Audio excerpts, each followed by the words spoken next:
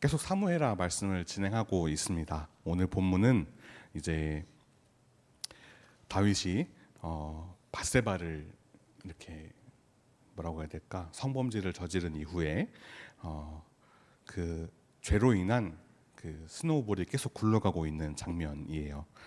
그래서 나단 선지자가 칼이 내 집에서 영원히 떠나지 아니하리라라는 말을 했는데, 여기서 칼은 어려움, 갈등, 뭐 싸움 이런 것들을 말합니다. 그 칼이 오늘 본문에서도 지속되는 것을 보여주고 있습니다. 여러분들, 오늘 다윗은 굉장히 억울한 상황 가운데 있어요. 왜냐하면 시므이라는 사람이 오늘 본문에 나오는데, 시므이가 다윗을 약간 억가하고 있는 거거든요. 그래서 물론 다윗이 잘못으로 이런 상황이 만들어진 건 맞는데, 시므이까지는 조금 약간 오바 좀 과한 예상 외의 그런 범위였던 것입니다. 그래서 시므이가 다윗을 저주하는데, 그 다윗의 태도를 통해서 우리가 믿는 사람으로서의 그런 올바른 방향성, 그런 믿음의 태도를 보고자 합니다. 두 가지를 나누고자 합니다. 첫 번째, 하나님께서는 나의 억울함을 통해서도 나를 돌아보게 하십니다. 9절 보겠습니다.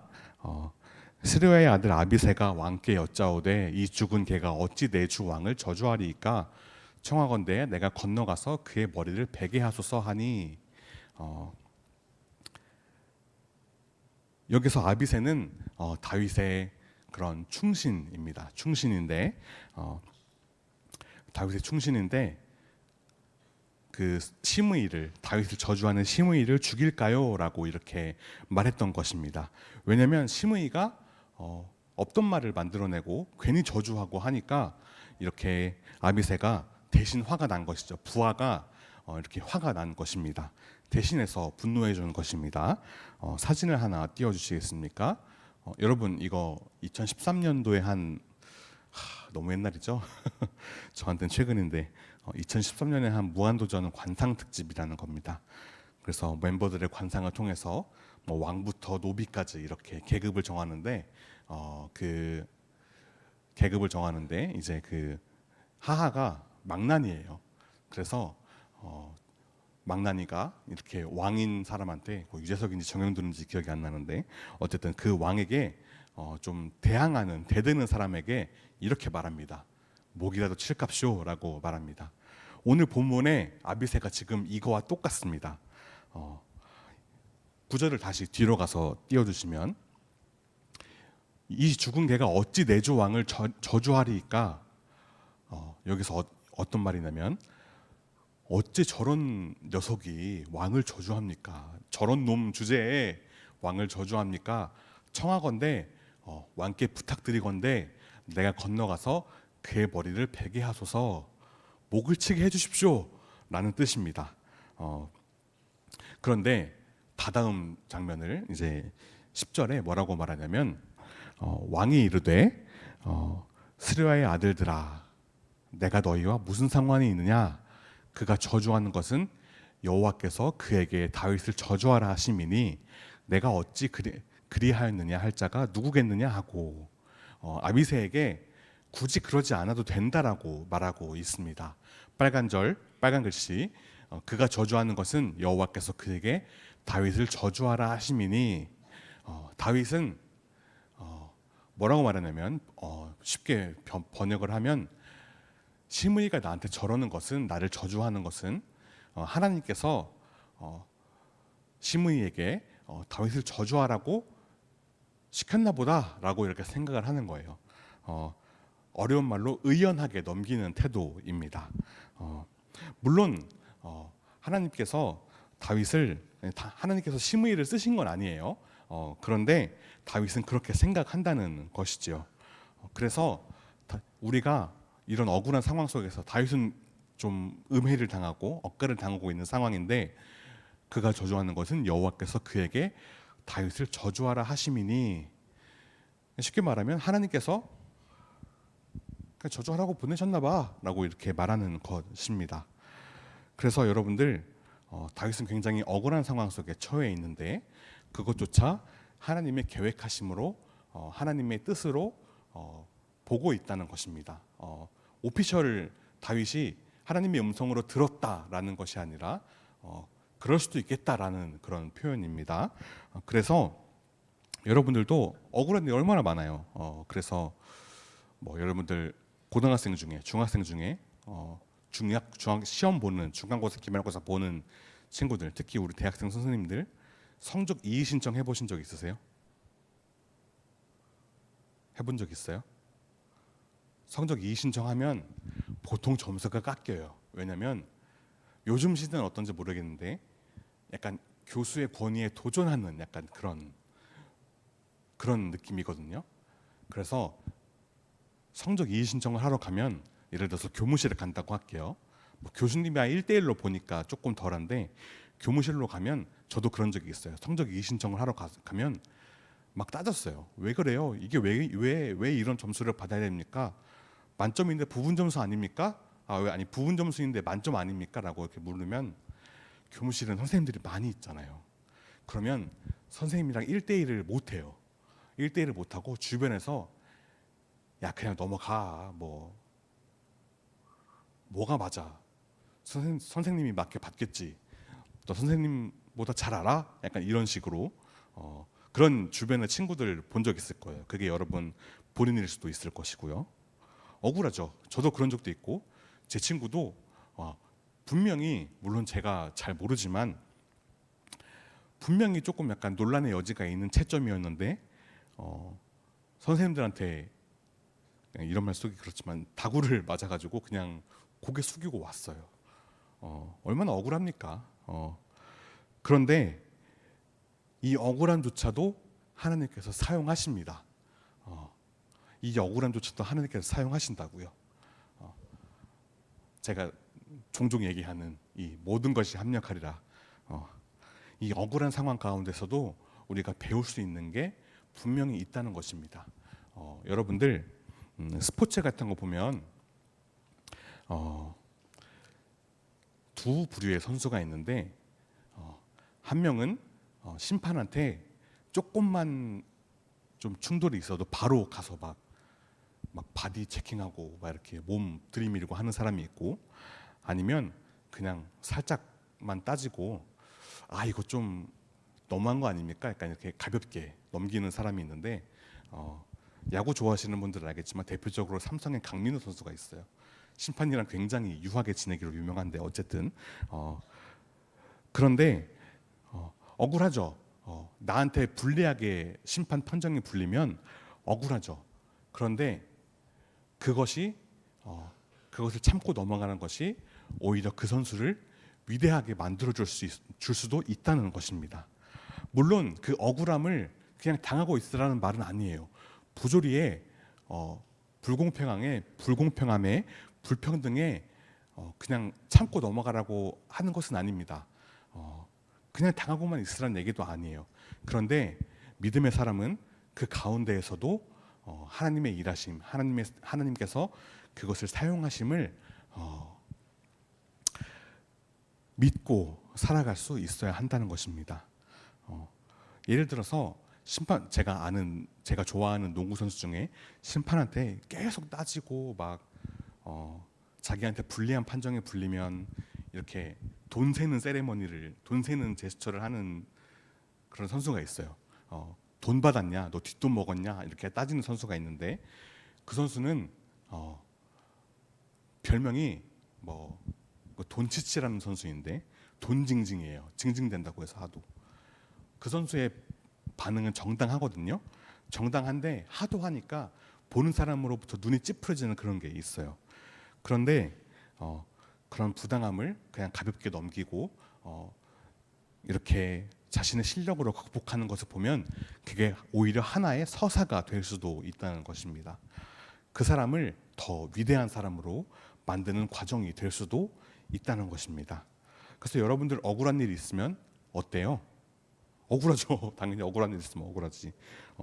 그런데 그냥 따지고 물론 따주셔도 됩니다. 따지지 말라고 지금 부조리함을 정당화하는 설교가 아니에요. 그러나 그것을 통해서 하나님께서 우리를 성장시키실 수 있다라는 것을 우리가 알아야 합니다. 남는 게 분명히 있어요. 하나님께서 분명히 사용하시고 그것을 통해서 우리를 성장시키신다라는 것을 우리가 알 수 있어야 합니다. 적용 질문을 드리겠습니다. 최근에 들은 말, 있던 일 중에 억울했지만 하나님 앞에서 돌아볼 부분이 있었던 말은 무엇입니까? 여러분들 세상이 나를 억까하고 음해하는 것 같은 그런 기분이 들 때가 있죠. 예를 들어 저 같은 경우에는 친구들이랑 모이기로 했는데 제가 일찍 와서 다 전화를 했는데 다 전화를 안 받아요. 그러면 얘네가 나 빼고 놀러 갔나? 그런 생각을 하게 되거든요. 약간 피해의식이 있는데 그런 것들 억울하죠. 좀 약간 억까하는 것 같죠. 그런데 그 상황 가운데에서도 하나님께서 나를 통해 말씀하시는 게 있다는 것입니다. 뭐 예를 들면 저의 조급함 이런 것들을 돌아보게 하시고 그렇게 하시는 것이죠. 그런 영적인 원리를 우리가 이해할 수 있어야 합니다. 그래서 여러분들 억울한 일 있다고 물론 분노할 수 있어야 합니다. 그러나 영적인 측면을 차원을 바라볼 수 있어야 돼요. 그런 우리 MTS가 되시길 부탁을 드리겠습니다. 두 번째, 억울한 상황 속에서도 하나님을 볼 수 있어야 합니다. 12절 보겠습니다. 혹시 여호와께서 나의 원통함을 감찰하시리니 오늘 그 저주 때문에 여호와께서 선으로 내게 갚아주시리라 하고, 다윗은 굉장히 억울하고 원통한 상황 중에 있습니다. 그런데 다윗은 이렇게 고백합니다. 너무 중요해서 다 빨간 절로 처리했어요. 나의 원통함을, 나의 억울함을 하나님께서 보시리니, 알아주시리니 오늘 그 저주 때문에 여호와께서 선으로 내게 갚아주시리라 하고,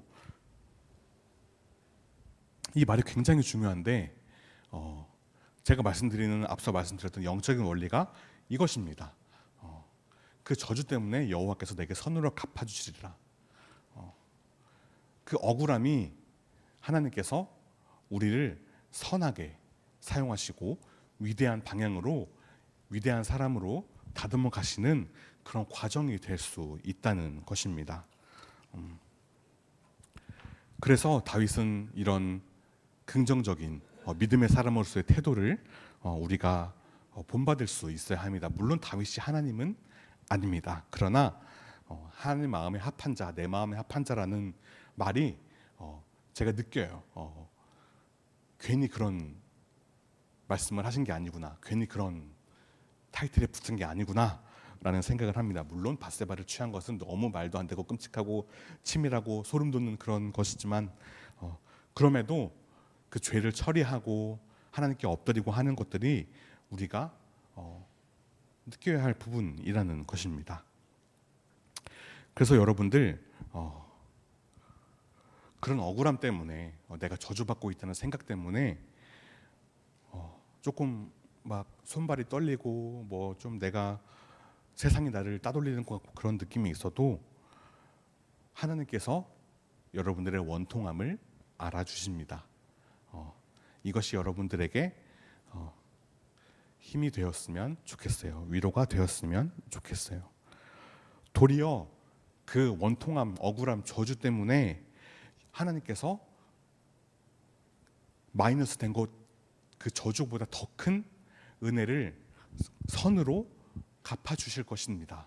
그것을 우리가 믿을 수 있었으면 좋겠어요. 하나님께서 분명히 갚아주십니다. 하늘에서 뭐가 떨어지나요? 뭐 그런 건 아니지만 하나님께서 사람을 통해서 어떤 사건을 통해서 우리에게 갚아주신다는 것입니다. 전쟁은 여호와께 속한 것이라고 제가 지난주에도 말씀을 드렸습니다. 나의 힘으로 해결하는 거 좋죠. 그런데 물론 그게 틀린 것은 아니지만 내 손에 피 묻히지 말고 하나님께 맡기는 것이 정말 현명하고 지혜롭고 믿음의 사람다운 판단입니다. 여러분 억울한 일 많을 거예요. 제가 수련회에 갔는데 강사 목사님께서 그런 말 하셨어요. 제가 뭐라고 하셨냐면 여러분 제가 예언 하나 할까요? 근데 어떤 몇 월 며칠에 무슨 일이 일어날 거다 그런 예언을 기대했는데 여러분 힘들어질 거예요라고 예언하시더라고요. 그래서 저게 무슨 예언이야 했는데 지금 생각해 보면 너무나 탁월한 예언이라고 생각해요. 여러분 힘들어질 겁니다. 죄송해요. 세상 말로 죄송한 소리해서 미안해요. 그러나 그 힘듦도 하나님께서 사용하십니다. 여러분을 더 단단하게 만드는 과정이 될 것입니다. 이것을 우리가 믿음으로 믿고 나아갔으면 좋겠습니다. 적용 질문을 드리겠습니다. 나는 억울한 일이 있을 때 감정을 따라가나요? 아니면 하나님께 기도하나요? 감정을 따라가는 것 틀리지 않습니다. 그런데 더 지혜로운 방향이 있습니다. 그것은 하나님께 맡기는 것입니다. 감정 따라가지 마세요. 하나님께 기도하세요. 제발 부탁을 드립니다. 저도 감정을 따라갔다가 후회한 적이 너무나 많아요. 그래서 감정 따라가면 후회만 남습니다.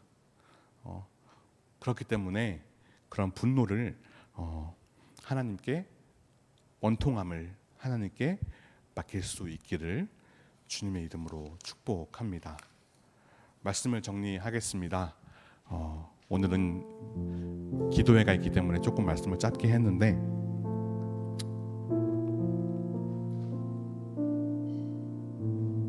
억울하죠. 원통하죠. 말해도 알아주지 않는 사람들이 있고 너한테도 잘못이 있네라고 말하는 사람도 있고 너가 잘못했네라고 말하는 사람도 있고 그게 뭐가 됐어라고 나한텐 엄청 중요한 건데 그냥 넘겨라고 하는 사람들 얼마나 마음 아픕니까? 누가 그런 제가 최근에 본 것 중에 어떤 사람이 AI한테 상담을 한대요. 그런데 댓글에 AI 너무 많이 쓰지 마세요. 병들어요 라고 하는데 그 밑에 댓글이 또 뭐였냐면 입 가벼운 사람한테 말하는 것보다 AI가 낫다라고 하더라고요. 근데 AI는 여러분들이 원하는 말만 해줘요. 듣고 싶은 말만 해줘요. 아무리 냉정하게 중립적으로 말해줘라고 프롬프트를 입력해도 여러분의 입맛에 맞는 말을 해줘요. 그러니까 AI 너무 많이 쓰지 마시고 사람이나 감정을 따라가는 것이 아니라 하나님께 드렸으면 좋겠어요. 그게 정말 중요합니다. 이 훈련이 계속되면 한번 해보세요. 억울한 상황이 왔어. 엇가다가는 것 같아. 그러면 옛날처럼 자연스럽게 본능적으로 감정을 따라갔다면 한번 멈춰 서 보세요. 어디를 따라갈 것인지 선택지를 한번 띄워보세요. 머릿속으로 띄워보시고 하나님 아니면 감정 그 다음 단계는 뭘까요? 하나님을 따라가는 것이겠죠. 점점 이렇게 해나가는 것입니다. 그런 우리 MDS 될 수 있기를 바랍니다. 여러분들이 이해할 수 없는 일도 하나님께서 다 사용하세요. 그것도 우리가 믿을 수 있어야 합니다. 그러니까 누군가는 그런 얘기를 해요. 저도 그런 생각을 한 적이 있었지만